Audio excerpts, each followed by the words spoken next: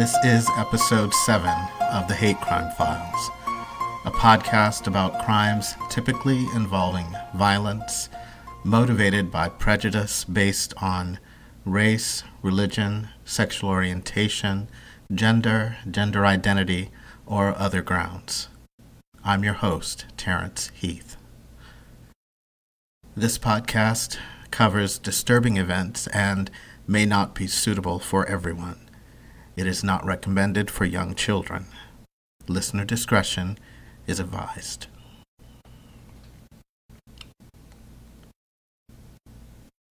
Sometimes hatred can make the simplest things complicated, and the most innocent things dangerous. When the Beatles sang "I Want to Hold Your Hand" in 1963, they weren't just making music history. They were giving voice to a deep-seated human need and desire to hold another's hand. It's something we're practically born doing. We're hardwired to hold hands. As infants, we instinctively grasped our parents' fingers, and as toddlers, we reached for their hands. It's called the grasp reflex, and it kicks in before we've even left the womb. Just 25 weeks after conception, fetuses can be seen grasping at the umbilical cord inside the womb. This reflex fades around the age of 6 to 12 months, but the human desire for touch remains necessary throughout our lives. Experts think this reflex was once necessary for our prehistoric ancestors' survival. Babies likely used it to stay close to their mothers, which helped them avoid life-threatening dangers. It could go all the way back to our common lineage with primates. They've been observed doing it too. Why do we hold hands? First, sensory stimulation is vital to our quality of life. Several studies show that children who grow up institutionalized can suffer physically and mentally from lack of touch. Holding hands or something as simple as a pat on the back can reinforce encouragement and support and decrease stress. Basically, we need human contact to thrive. When we're young especially, having a hand to hold gives us security and helps to counter fear.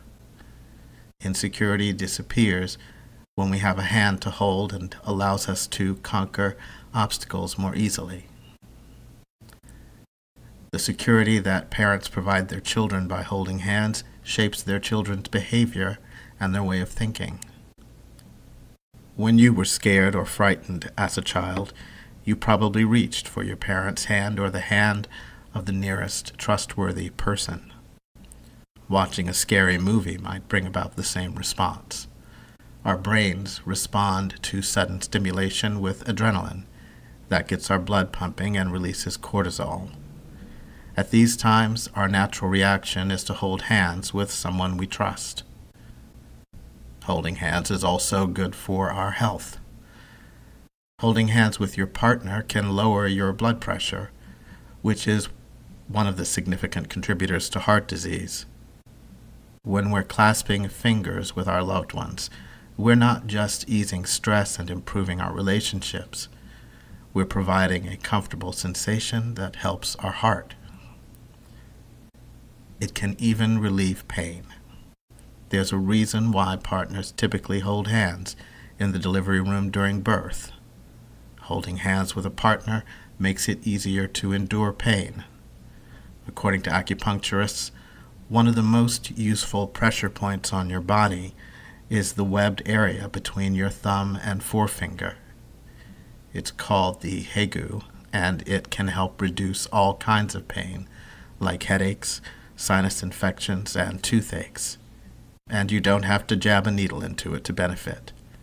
The simple pressure of holding a hand can activate the pressure point and relieve pain. To refer back to the Beatles, the Fab Four were perhaps saying more than they knew when they sang, "And when I touch you, I feel happy inside." Holding hands can decrease levels of the stress hormone cortisol.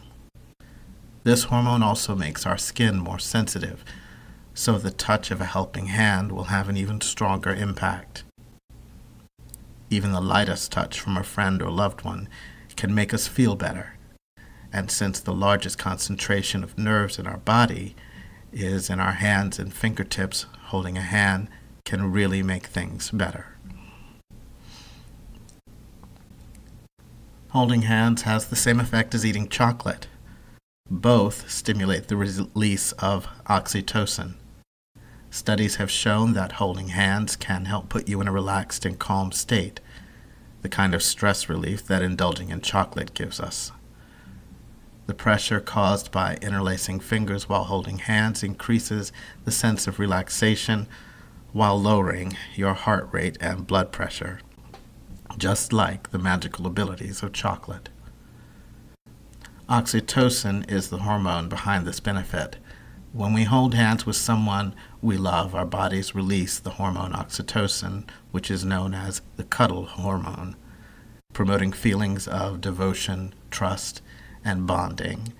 It increases and strengthens empathy and communications between partners in a relationship, which contributes to a long, lasting, happy relationship.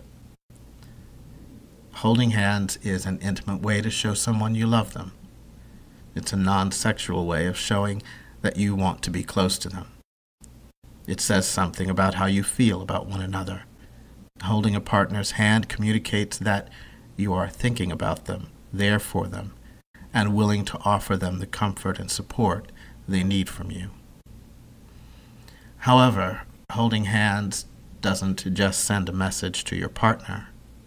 Holding hands in public makes a public statement. It's a confirmation of union and shows that you are together or bonded in some way. A public display of affection is visibility.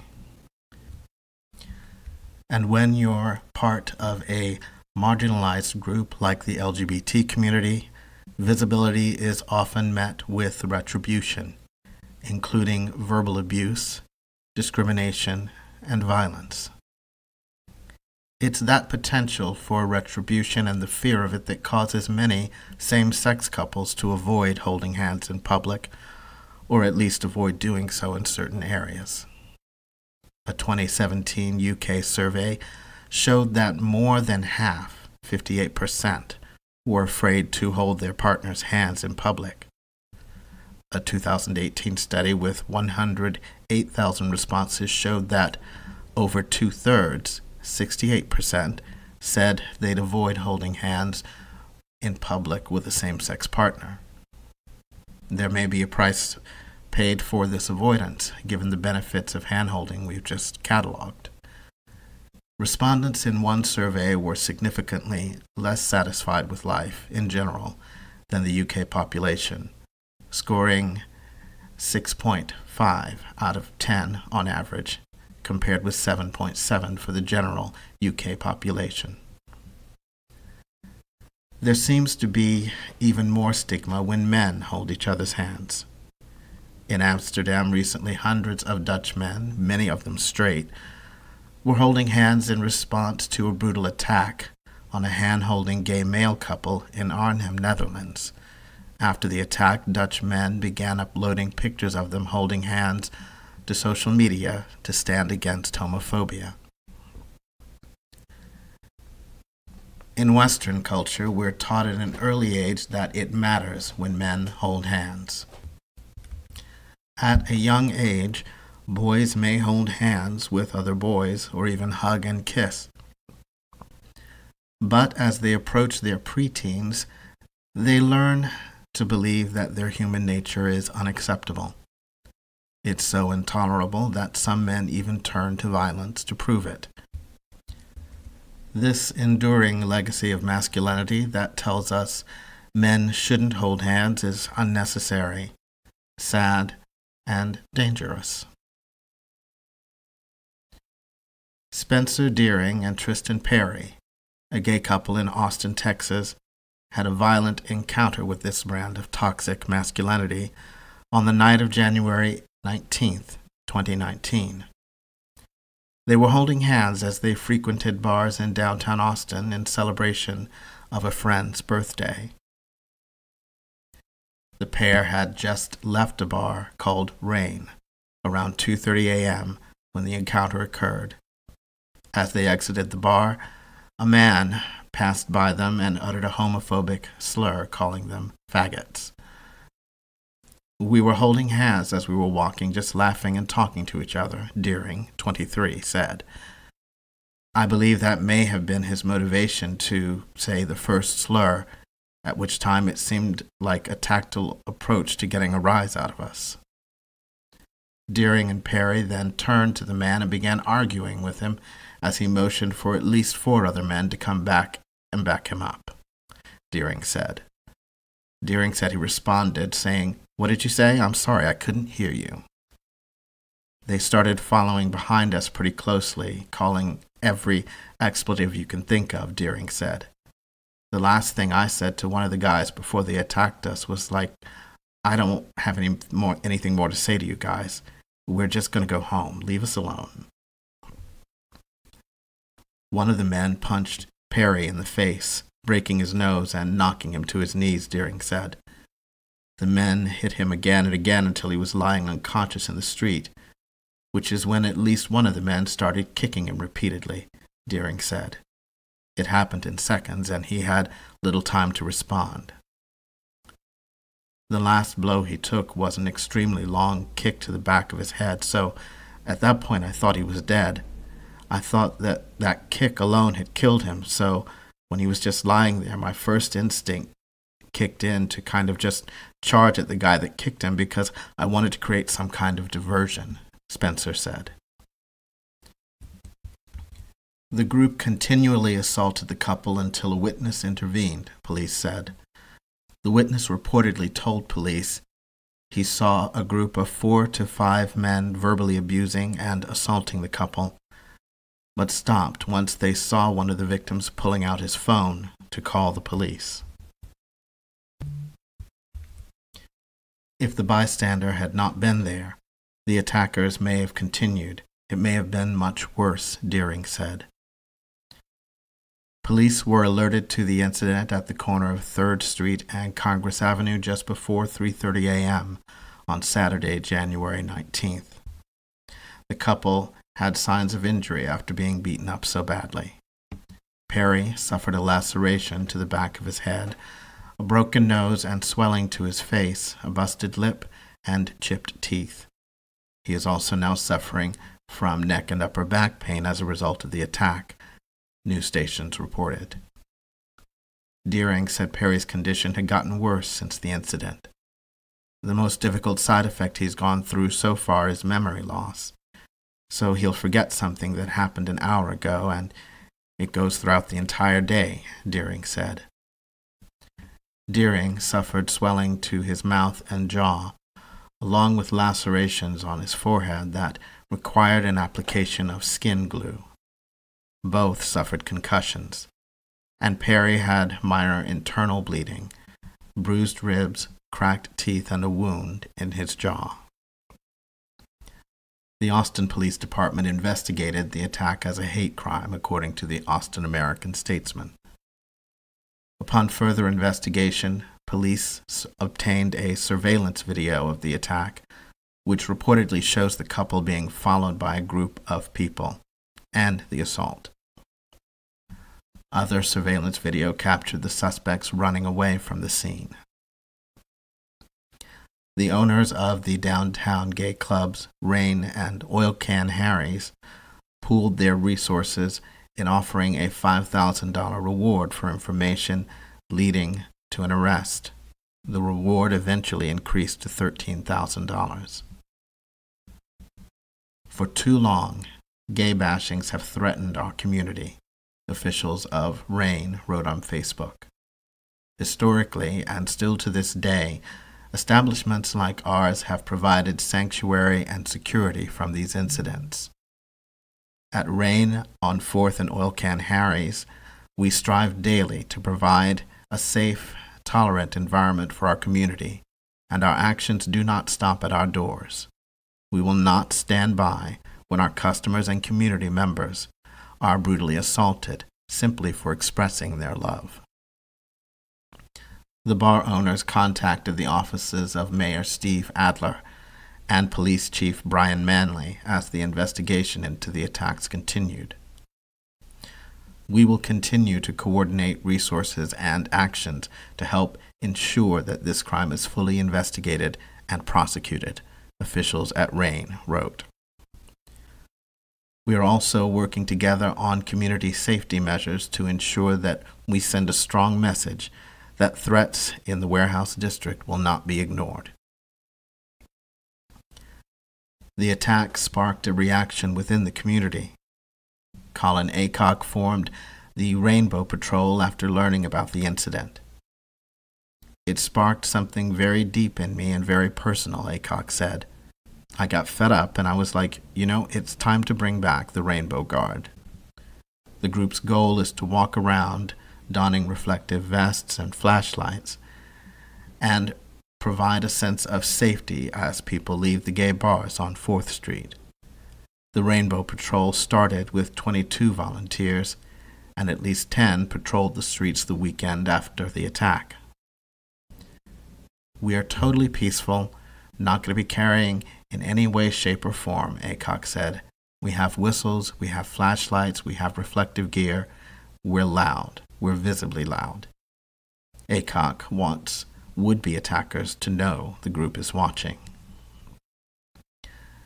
The victims started a GoFundMe page for medical expenses that reached more than $14,000. The fundraiser had an original goal of $4,000, and in a few days it raised more than $19,000. 3 weeks later, police arrested 4 people for attacking Deering and Perry in an alleged hate crime. Frank Macias, 22, was arrested and booked on 2 counts of aggravated assault with bodily injury, a second-degree felony punishable by 2 to 20 years in prison. He was jailed with bail set at a combined $300,000. Police said a Crime Stoppers tip identified Macias as one of the suspects, as well as another man. During a meeting with the police on January 24th, Perry and the witness positively identified Macias as one of the suspects.